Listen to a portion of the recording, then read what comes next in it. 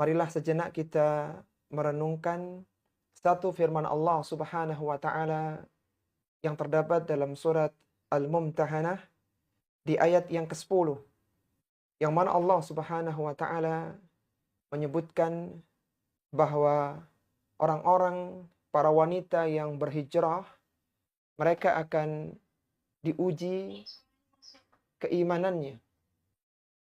Mereka akan diuji apakah hijrahnya karena Allah Subhanahu wa taala atau karena yang selainnya.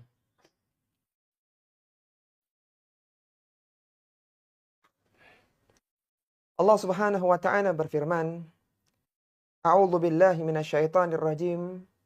Ya ayyuhalladzina amanu idza ja'akumul mu'minatu muhajiratin famtahinuhun. Allahu a'lamu biimanihin. Fa in 'alimtumuhunna mu'minatin fala tarji'uhunna ilal kuffar. La hunna hillul lahum wa lahum yahilluna lahun. Kata Allah Subhanahu wa taala, wahai orang-orang yang beriman, apabila datang kepada kalian para wanita-wanita mukminah yang berhijrah kepada kalian, famtahinuhun, maka ujilah mereka. Allahu a'lamu biimanihin. Allah lebih tahu tentang keimanan mereka. Artinya Allah Subhanahu wa taala tahu di antara mereka yang siapa yang beriman kepada Allah Subhanahu wa taala dan siapa yang mereka hijrahnya karena menginginkan yang selainnya. Fa in alimtumuhunna mu'minatin. Apabila kalian tahu bahwa mereka adalah wanita-wanita yang beriman, fala tarji'uhunna ilal kuffar. Maka janganlah mereka dikembalikan kepada orang-orang kufar. Lahunna hillul lahum. Mereka tidak halal bagi wanita mukminah, tidak halal bagi mereka. Walahum yahilluna lahun. Dan para laki-laki itu tidak halal, para laki-laki kufar tidak halal bagi wanita mukminah. Ayat ini, akhwati fillah rahimani wa rahimakumullah, adalah salah satu dari ayat Madaniyah. Itu ayat yang diturunkan sesudah hijrahnya Nabi Sallallahu Alaihi Wasallam ke Madinah. Tepatnya Allah Subhanahu Wa Taala menurunkan di bulan Dzulqa'dah di tahun 6 Hijriyah. Ketika terjadi perjanjian Hudaybiyah antara orang-orang kufar dan kaum muslimin, maka mereka menyepakati 4 hal. Salah satunya adalah kalau ada orang-orang Madinah yang hijrah ke Mekah, maka tidak boleh dikembalikan ke Madinah. Dan kalau ada orang Mekah yang pindah ke Madinah atau hijrah ke Madinah, maka dikembalikan ke Mekah. Dan dalam perjanjian itu tidak disebutkan kata wanita. Maka saat itu Ummu Kulthum binti Uqbah bin Abi Mu'id, seorang wanita yang waktu itu dia masih gadis, belum menikah. Dia hijrah berangkat dari Makkah menuju ke Madinah dengan berjalan kaki. Dia menyusul rombongan para sahabat yang berhijrah dari Makkah ke Madinah. Dan berangkatlah Ummu Kulthum binti Uqbah bin Abi Mu'id ini dari Makkah ke Madinah dengan berjalan kaki. Kita bisa bayangkan kalau seorang menggunakan bus ya, dari Makkah ke Madinah butuh 5 jam. Kalau menggunakan kereta cepat yang 500 km per jam butuh 2 jam. Ini ada seorang wanita berjalan kaki dia dari Makkah menuju ke Madinah hanya karena ingin berhijrah menemui Nabi Shallallahu Alaihi Wasallam yang ada di Madinah. Maka Allah Subhanahu Wa Taala menyebutkan, wahai orang-orang yang beriman, kalau ada wanita-wanita yang berhijrah kepada kalian, famtahinuhun, maka imtihan, ujilah mereka. Dikatakan oleh para ulama-ulama tafsir, yang dimaksud dengan memberikan ujian kepada mereka, yaitu mereka ditanya Apakah motif yang mendorong mereka hijrah dari Makkah ke Madinah? Apakah mereka ini hijrah karena kebencian dengan suami mereka yang ada di Makkah yang masih kufar? Apakah itu motif hijrahnya? Apakah mereka ini hijrah karena ada laki-laki Madinah yang dicintainya? Ataukah dia hijrahnya benar-benar karena Allah Subhanahu wa taala dan Rasulnya? Maka itu adalah ujian. Karena betapa banyak seorang yang hijrah tetapi motifnya bukan karena Allah Subhanahu wa taala tapi karena dunia. Allahu a'lamu biimanihim. Dan Allah lebih tahu tentang keimanan mereka. Ini mengingatkan kepada kita, hendaknya seorang muslimah yang berhijrah, meninggalkan masa lalunya, meninggalkan zaman-zaman keawamannya, menuju cahaya yang terang di bawah sunnah Rasulullah Sallallahu Alaihi Wasallam, hendaknya mereka meluruskan niatnya, hijrahnya karena Allah Subhanahu Wa Taala dan Rasulnya. Sehingga Nabi Sallallahu Alaihi Wasallam menyebutkan dalam hadis yang diriwayatkan oleh Umar bin Khattab radhiyallahu taala anhu, Rasulullah sallallahu alaihi wasallam bersabda, "Innamal a'malu binniyat wa innama likulli imri'in ma nawa." Setiap amalan tergantung pada niatnya. Dan seorang akan diberikan balasan karena apa? Tergantung terhadap apa yang ia niatkan.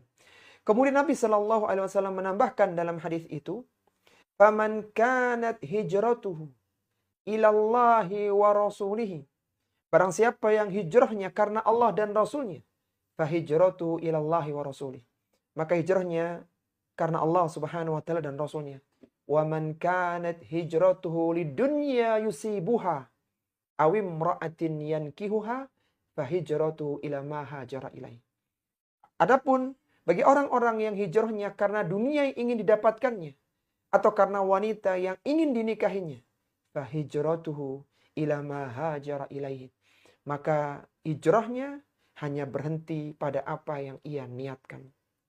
Ada banyak orang yang hijrah meninggalkan masa lalu, masa kelamnya, masa buruknya. Dia mengenal hidayah sunnah, akan tapi dia berhenti di tengah jalan. Karena ternyata selama ini dia tidak murni karena Allah Subhanahu wa taala. Tapi dia ingin mendapatkan dunia, ingin meninggalkan teman-teman buruknya, dan ia ingin mendapatkan manfaat dari orang-orang yang baik keimanannya. Maka semuanya akan berujung dengan apa yang dia niatkan. Maka hendaknya seorang mukminah, mereka meluruskan niatnya hijrahnya karena Allah Subhanahu wa taala. Dan ingat bahwa wanita yang berhijrah, kehidupan setelah dia hijrah akan diuji oleh Allah Subhanahu wa taala.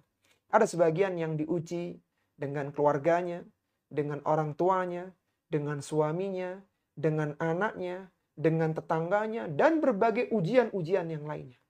Jadi hijrah adalah pintu awal untuk memulai lembaran kebaikan, tetapi setelah itu akan datang berbagai ujian. Dan itu menunjukkan untuk membuktikan kebenaran niat hijrahnya. Barang siapa yang hijrahnya karena Allah Subhanahu wa taala, maka dia tidak akan luntur dengan ujian-ujian yang ada. Kemudian Allah Subhanahu wa taala menyebutkan di ayat yang mulia ini, "Fa in alimtumuhunna mu'minat." Apabila kalian tahu bahwa ia adalah seorang mukminah yang benar-benar hijrah karena Allah Subhanahu wa taala, fala tarji'uhunna ilal kuffar. Maka janganlah dia dikembalikan kepada orang-orang kafir, lahunna hillul lahum walahum yahilluna lahun. Mereka tidak halal bagi suami mereka yang masih kafir, demikian pula suami mereka tidak halal lagi bagi mereka. Disebutkan oleh para ulama bahwa ayat ini memiliki kisah ya, yaitu tadi kisahnya Ummu Kulthum binti Uqbah bin Abi Mu'aid. Disebutkan bahwa Rasulullah sallallahu alaihi wasallam menjelaskan, para sahabat-sahabat Rasulullah sallallahu alaihi wasallam menjelaskan, kanat Ummu Kulthum binti Uqbah bin Abi Mu'aid mimman kharaja ila Rasulillah sallallahu alaihi wasallam yauma idin. Ummu Kulthum bin Uqbah bin Abi Mu'aid adalah salah satu dari wanita yang hijrah ketika pasca terjadi perjanjian Hudaybiyah. Kemudian wahya atikun, dan kondisinya saat itu dia seorang gadis, dia belum menikah. Faja'a ahluna yas'aluna an-nabiyya sallallahu alaihi wasallam an yarji'aha ilaihim. Maka keluarganya datang, jadi dia berangkat dari Mekah ke Madinah jalan kaki. Setelah sampai ke Madinah, keluarganya menyusul. Keluarganya ingin minta bahwa putrinya dikembalikan lagi ke Mekah. Sebagaimana yang tertulis dalam perjanjian Hudaybiyah menurut mereka. Falam yarji'ha ilaihim, dan Rasulullah tidak mengembalikan kepada mereka. Lima anzalallahu fihinna, oleh karena itu turunlah firman Allah Subhanahu wa taala, idza ja'akumul mu'minati muhajiratin famtahinuhun Allahu a'lamu biimanihin ila qawlihi wala hum yahilluna lahun. Sampai firman Allah, mereka itu tidak halal bagi para mukminah tersebut. Maka para ulama-ulama fuqaha mereka menyebutkan seandainya ada suami istri yang sebelumnya non-muslim, kemudian mereka masuk Islam, maka kondisinya dirinci dalam 4 keadaan.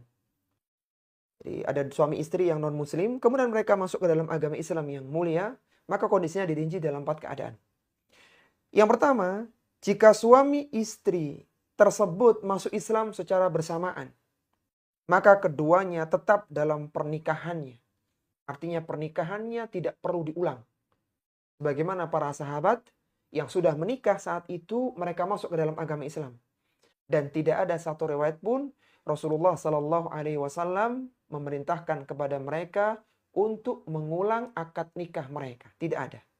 Jadi kalau ada suami istri yang non-muslim, dia masuk ke dalam agama Islam, hijrah ke dalam agama Islam, dua-duanya bersamaan, maka mereka pernikahannya tetap sah. Tidak perlu diulang. Jika suaminya masuk Islam, sementara istrinya ahlul kitab, istrinya Yahudi atau Nasrani, suaminya masuk Islam dan telah terjadi jima, bahkan mereka mungkin sudah punya anak, maka pernikahannya sah. Suaminya masuk Islam, istrinya ahlul kitab. Istrinya tetap dalam keadaan ahlul kitabnya.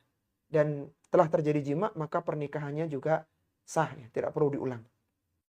Kemudian kondisi yang ketiga, jika suami dari wanita ahlul kitab masuk Islam sebelum terjadinya jima, jadi ada seorang laki-laki dan wanita menikah dengan prosesi di luar Islam, kemudian suaminya masuk Islam dan mereka belum jima, maka pernikahan mereka batal. Kemudian yang terakhir, jika istrinya masuk Islam sedangkan suaminya masih kufar, maka pernikahan mereka batal. Karena wanita muslimah tidak halal bagi laki-laki kafir. Namun jika istrinya menunggu suaminya sampai masuk Islam dan jaraknya tidak lama, suaminya butuh 1-2 hari untuk masuk Islam misalnya, maka ia tetap menjadi istrinya tanpa nikah yang baru, tanpa akad dan mahar baru. Istrinya masuk Islam lebih dulu, kemudian susul suaminya, maka mereka dalam pernikahannya tanpa akad dan mahar baru. Inilah secara sederhana penjelasan dari surat Al-Mumtahanah di ayat yang ke-10 ya, tentang wanita-wanita mukminah yang diuji ketika mereka berhijrah kepada Allah Subhanahu wa taala dan Rasul-Nya. Dan ini mengingatkan kepada kita hendaknya seorang mukminah benar-benar meluruskan niatnya karena Allah Subhanahu wa taala dalam hijrahnya, dan mereka sadar bahwa setelah hijrah akan ada ujian untuk membuktikan kebenaran niat hijrahnya kepada Allah Subhanahu wa taala.